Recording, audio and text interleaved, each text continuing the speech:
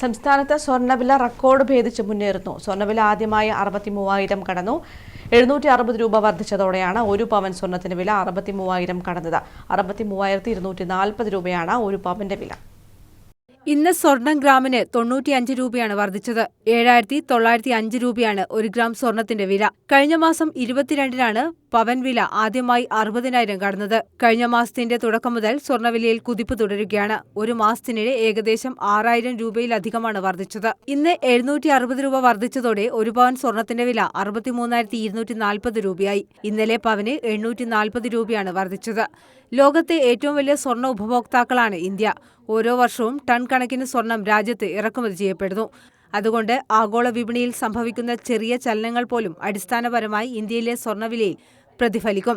American president Donald ട്രംപിന്റെ വ്യാപാര നയങ്ങൾ ആഗോള വ്യാപാര യുദ്ധത്തിലേക്ക് വഴിവെക്കുമെന്ന് ആശങ്ക തുടർന്നാണ് സ്വർണ്ണവില കുത്തനെ ഉയർന്നത്.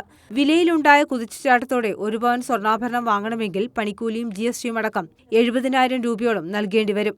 News desk, Kannur vision.